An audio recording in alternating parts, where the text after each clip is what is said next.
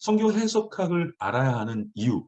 로버트 H. 스타인이 말한 것이 뭡니까? 성경의 본문의 의미를 잘 이해하고 그것을 어떻게 적용할 것인가를 우리가 설교 때 해야 되잖아요. 근데 그것을 해주는 틀이 있는데 그 해석학적인 틀이 바로 무엇이냐? 성경 해석학이라는 거예요.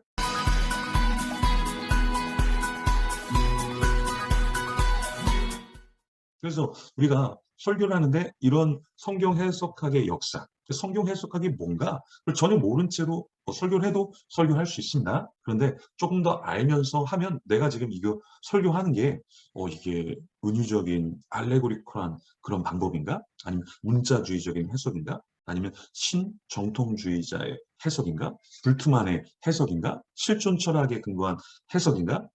이런 계보를 좀 여러분들이 알면서 설교를 하면 좋습니다. 그러니까 실제로 우리가 배운 것을 강단 위에서 녹여지고 전할 수밖에 없는 것이 사실이에요.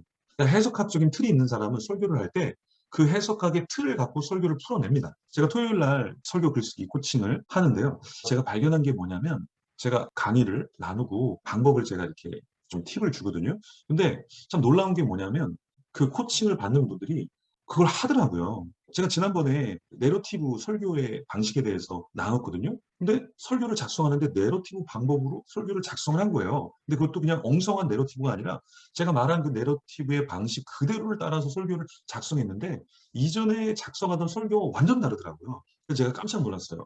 와, 이거 어떻게 이렇게 빨리 적용하고 빨리 내러티브적인 설교를 하면서 청중의 호기심 그리고 청중이 따라올 수 있도록 질문도 던지고 거기에 대한 답도 하고 다시 질문을 던지고 그래서 적용이 좀 약할 수 있겠네. 근데 적용도 질문을 하고 또 답을 주면서 또 질문하고 그래서 이거 진짜 신기하다. 이렇게 사람이 뭘 배우느냐에 따라서 뭘 따라서 하느냐에 따라서 그 틀이 만들어지는구나. 어떤 분은 또 하브루타적인 방법으로 성경을 구성을 하더라고요. 하브루타적인 방법이 뭡니까? 질문하고 답하고 그러면서 적용하는데도 질문하고 답하고 하는 하브루타적인 방식 그리고 하브루타에서 어떠한 단어 어떤 내용의 궁금점 그런 것들을 질문으로 만들어서 설교를 하는 거잖아요. 그러니까 하브루타적인 도구의 틀로 설교를 할 것인가 아니면 내러티브의 방법으로 기승전결로 해서 문학적으로 설교를 만들어서 설교를 전달할 것인가. 어떤 분은 설교를 3대지로 만들었어요. 1대지, 2대지, 3대지. 근데 그것도 질문 형식으로 던지면서 1대지 첫째,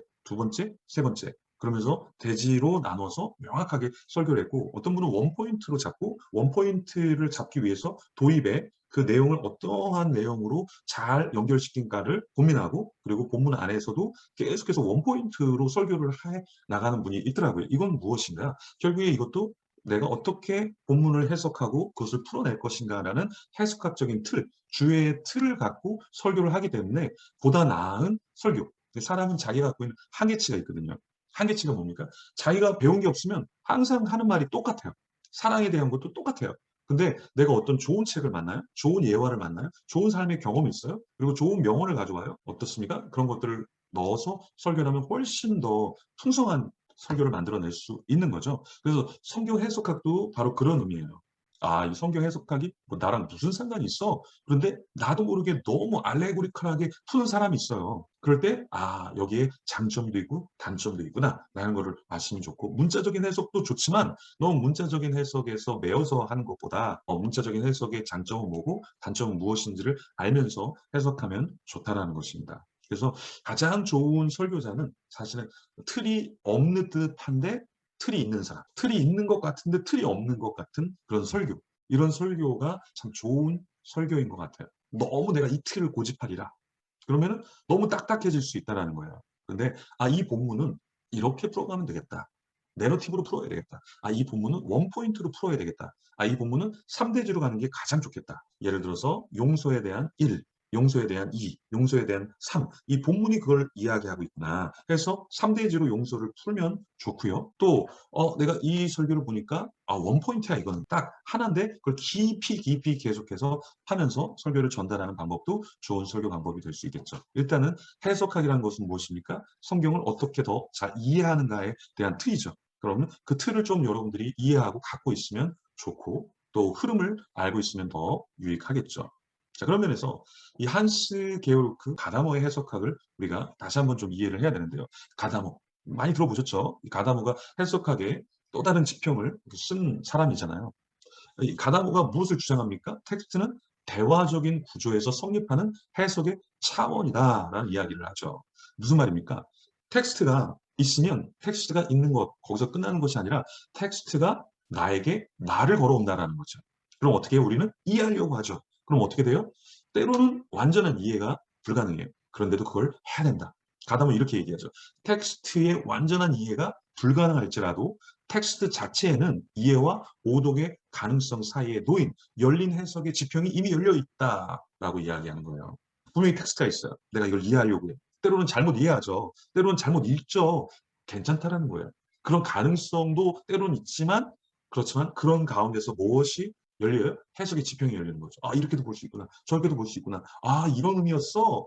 근데 너무 신선한 거예요. 너무 좋은 거예요. 근데 때로 보니까 아, 이거는 내가 이러다 이단이 될 수도 있겠다 하는 거는 어때요? 덮어둬야죠. 아니야. 나는 새로운 걸 하겠어. 그러다가 어떻게 됩니까? 이단으로 몰리고 사역을 못하는 경우도 실제로 있습니다. 그래서 광주의 한 교회 좀 규모가 큰 교회였는데 담임 목사님이 그 예수님이 12살 되기 전에 예수님의 삶에 대해서 이야기를 한 거예요. 그러면 성경에서 말하는 것까지만 이야기를 해야 되는데 조금 더 풍부하게 풀다가 네, 목회가 다 풀려버렸어요. 그래서 더 이상 목회를 못하고 내려놓게 된 분이 있는데 뭐 그런 경우는 사실은 설교 하나 때문에 목회가 힘들어진 건 아니고 그동안 쌓여있던 무엇이 있어서 설교가 빌미가 되어서 그렇게 됐겠죠. 하지만 목회가 힘이 들었지만 설교를 그렇게까지 안 했다면 그런 어려움은 겪지 않았을 수 있다라는 거죠. 그래서 어쨌든 가다버가 이야기하는 텍스트는 적이 있는 게 아니라 나에게 말을 걸고 있고 그것을 같이 대화를 통해서 해석의 지평을 열어가야 한다라는 것이죠. 자, 가다모는요, 텍스트가 물음을 제기하며 말을 걸어오면 그 질문을 재구성한다는 거예요. 텍스트를 그냥 텍스트로만 딱 갖고 오는 게 아니라 텍스트가 때로 질문을 해봐요. 이 내용 뭐게? 내가 이거 왜 썼을까? 이 사람은 어떻게 느꼈을까? 왜 하나님은 이렇게 상황을 펼치셨을까? 라는 질문을 우리에게 걸어온다는 거예요. 그때 우리는 뭐예요? 설교를 구성하는데 그러면 텍스트가 우리의 질문과 그 텍스트가 물어보는 질문과 우리의 답변과 텍스트가 말하는 답변과 융합되면서 어떤 설교가 나오게 된다는 거죠. 이렇게 해서 형성된 현재의 지평을 가지고 있어야 과거 역사의 지평과 마주가 가능하다. 텍스트가 물어올 때 우리가 그 말에 대해서 답하고 이런 과정을 통해서 과거 역사의 지평과 오늘날 우리가 있는 이 지평과 두 지평이 마주하게 된다는 거예요. 즉 역사적 지평이라는 것 자체가 현재 일어나는 질문의 재구성까지도 포함한다라는 거예요. 역사적인 지평은 과거에 다 끝난 것이 아니라 단절이 아니라 현재 일어나는 질문의 이 구성까지를 포함한다라는 것이 가다머의 해석학이죠. 그래서 현재와 과거 사이의 대화가 이렇게 가능하다라는 것이 가다머의 주장입니다, 여러분. 자, 가다모가요, 해석학에 있어서 큰 획을 그었는데, 해겔은 정신현상학에서 현재의 의미가 미래에 의해 규정되는 진보 주장을 했어요. 현재의 의미는 현재로 끝나는 게 아니라 미래에 의해서 규정된다. 근데 가다모는 어떻게 이 해석학에서 이야기했냐면, 현재가 과거에 의해서 규정되는 한계가 있다. 뭐냐? 현재를 우리가 딱 서 있는데, 과거의 텍스트를 보고 우리가 질문을 하면서 뭐에 영향을 받는다는 거예요? 과거에 영향을 받을 수밖에 없는 인간이라는 거죠. 그래서 가다머의 해석은 현재가 과거에 규정되는 한계가 있다는 것을 인정을 했고요. 해겔은요, 현재의 의미가 미래에 의해서 규정된다라는 이야기를 했죠. 이 이야기를 들으면서 여러분들 어떤 것이 좀 생각이 나세요? 톰 라이트. 여러분, 톰 라이트가 어떤 얘기를 합니까? 세간점 학파에서 어떤 얘기를 합니까? 현재의 우리의 칭의가 어디에 영향을 받는다 그래요? 미래의 성화에 의해서 영향을 받아서 칭의를 받았지만 그 칭의가 여기서 끝나는 것이 아니라 미래의 성화에 의해서 결국에 규정된다라는 이야기를 하죠. 톰 라이트의 그 이야기를 보면 해겔의 정신학에서 이야기하는 현재의 의미가 미래에 의해 규정되는 진보 주장을 비슷하게 이야기하죠.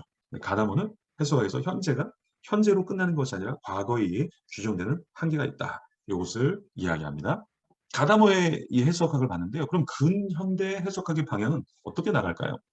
근현대 해석학을 보면 여러분 해방신학 해석학이 나타났어요. 탈신민주의 해석학이 나타난 거죠. 그래서 모세가 이스라엘을 끌고 나간 것은 민족의 해방이다. 이 해방신학이 모든 걸 다 해방으로 보는 거죠.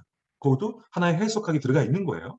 또 어떤 해석학이 있어요? 페미니즘 해석학, 우모니즘 해석학. 여자를 보는 데 있어서 전통적인 관점이 아니라 페미니즘적인 해석을 그 안에 넣게 되는 거죠. 그래서 성경을 해석하는 거예요. 독자 반응 이론과 수용 이론은 뭡니까? 성경이 말하는 바가 중요한 게 아니라 독자가 그것을 어떻게 받아들이냐에 따라서 해석이 달라진다는 거예요.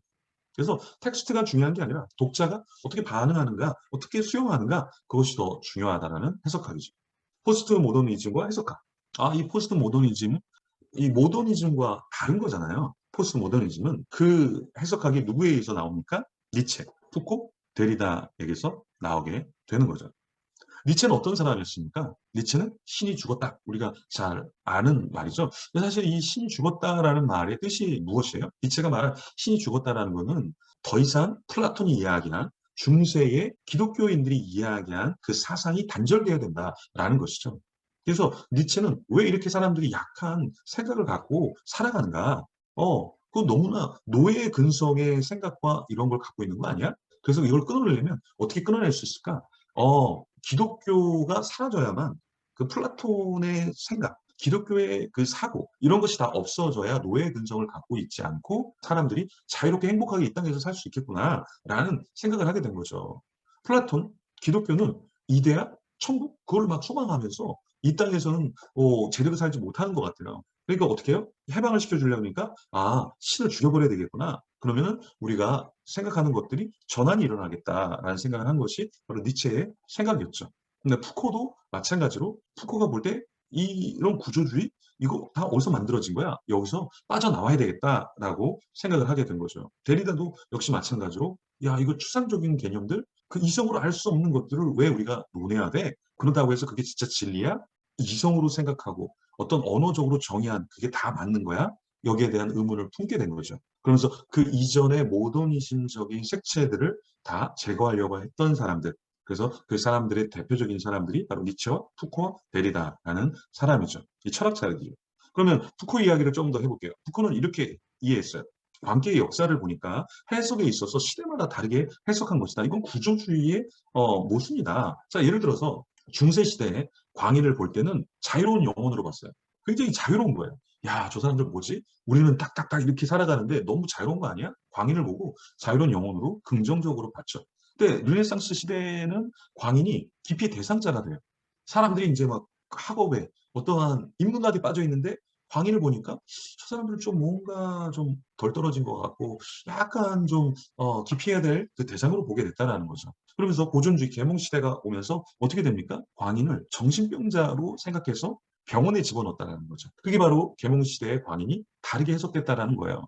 그러면서 근대 산업혁명 시대에는 광인이 어떻게 돼요? 산업혁명 시대는 노동력이 있으면 일을 할 수 있고 이윤을 창출하잖아요. 그러니까 정신병자들을 그냥 가만히 정신병원에만 놓기에는 너무 아까운 거예요.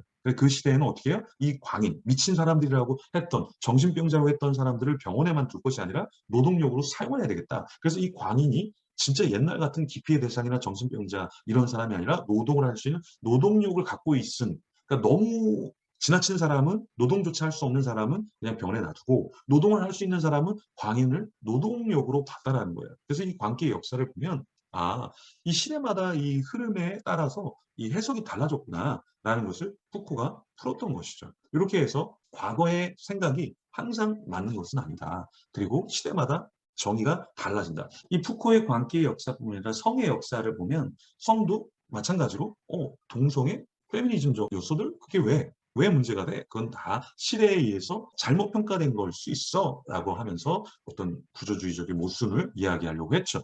푸코는요 참고로 동성애자였죠. 그거는 동성애자로 에이즈에 걸려서 죽게 되었는데 죽게 되면서도 계속해서 책을 썼고 그러면서 자신을 향해서 그런 사람들에 대해서 평가하는 것에 대해서 시대적으로 달랐다. 그리고 잘못 해석한 것이다라고 기술한 사람이기도 합니다.